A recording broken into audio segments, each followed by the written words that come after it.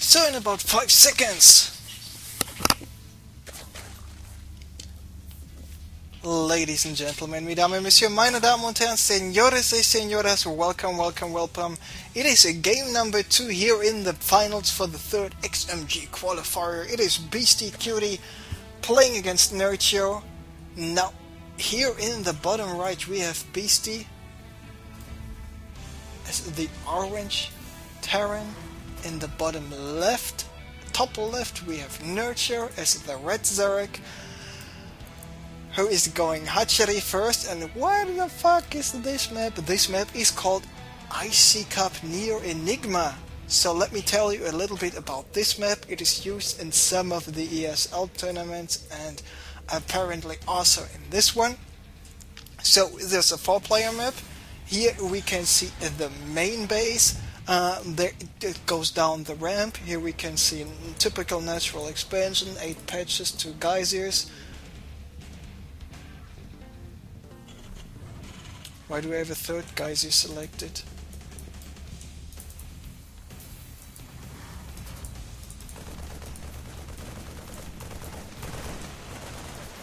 Apparently there's a hidden geyser on the map.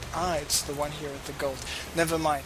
So, scouting circling got taken, scouting drone got taken out, not that big of a deal. So we got this natural expansion. It got basically 2 entrances. One is blocked via the rocks and the other one is blocked via this, not blocked, is this ramp here. You need actually 3 force fields to completely block this ramp, so this is quite a huge ramp. There is expansion number 2, a little bit more here at the center, which is just 5 mineral patches at the gold, but 2 Vespene geysers. And there's another just typical 8 patch blue Vespene, double Vespene, second expansion here next to the rocks. So if you take out the rocks, there's only this one entrance and this one entrance, and then you can easily secure 1, 2, 3 bases. In the middle there's the Zelnaga watchtower, which is on flame, or in flames, or yeah.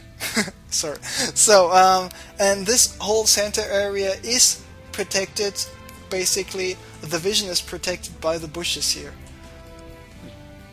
Actually some short circuits going on as well.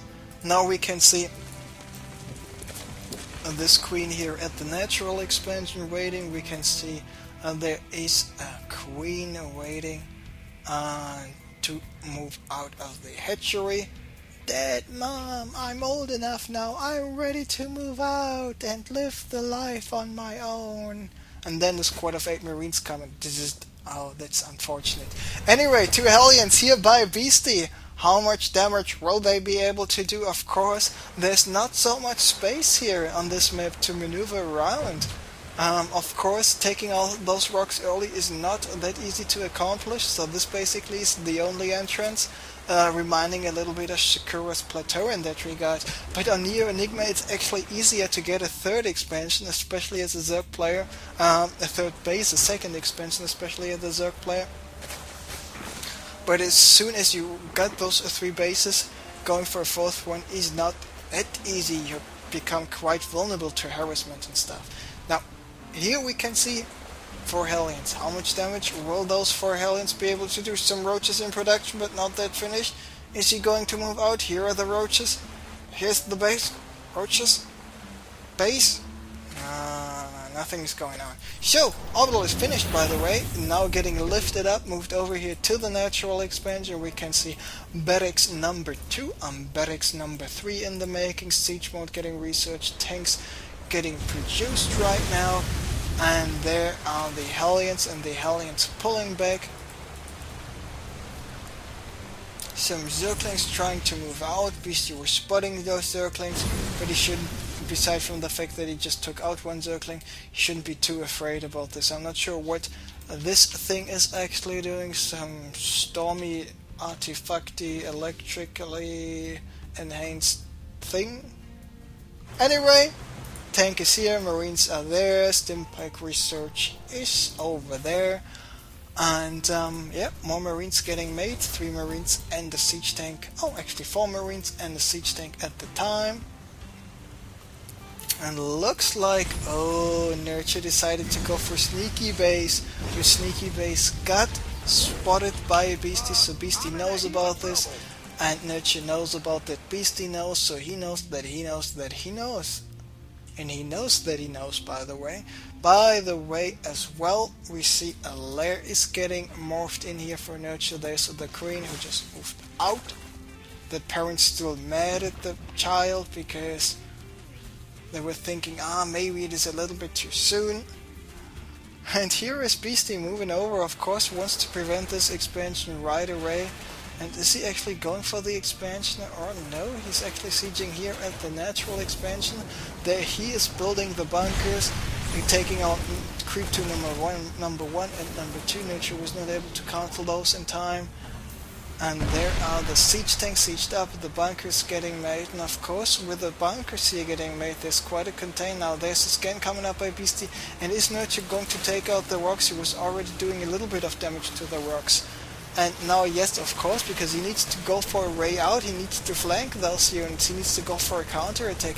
And if he's actually not able to do this, Beasty will be in a better and better position now. The rocks are gone, he will be able to move down the ramp, go for a flank here in the back, and go for a possible counter attack here at the gold, for example. At the same time, some Hellions and some Marines are over here. The Hellions take the hatchery, the Marines taking out the Overlord. And here are the remaining forces of Nerchio. Nerchio in the supply lead by 21 supply right now. The army supply 57 compared to 41, so Nerchio in quite a big lead. 11 more roaches getting made by him. This command center is just finished in time, so this is huge because Beasty will be able to just,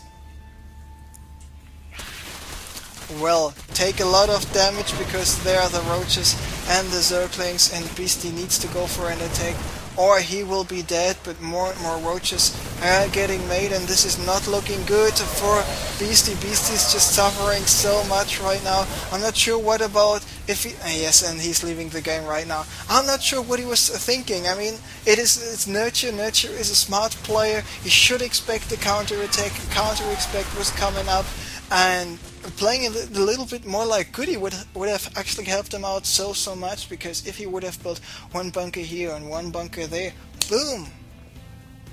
In addition to 2 siege tanks, he would bought himself so much time, but he was not playing it too safe, a little bit too aggressive. That's why he lost game number 2. And Nerchio, yes, he is one of those players. When he plays and he loses the game and he's not really in a good mood, he just does not play good anymore. He does not want to play good anymore, and this most likely is going to happen to him right now. I remember the finals of my own tournament, the Andre.com tournament series. It was a $500 tournament, and we had Morrow in the finals against Beasty, and Morrow just outplayed Beasty absolutely in game number 1 and game number 2, and then, yeah, game number 3, oh, yeah.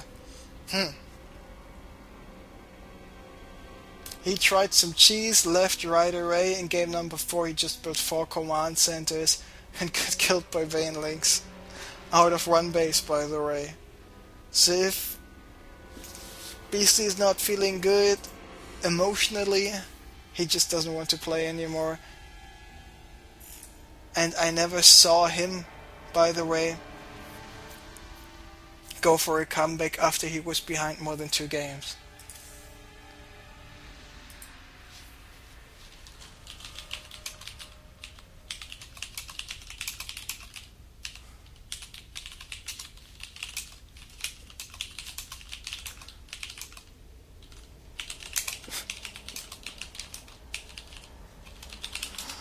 So,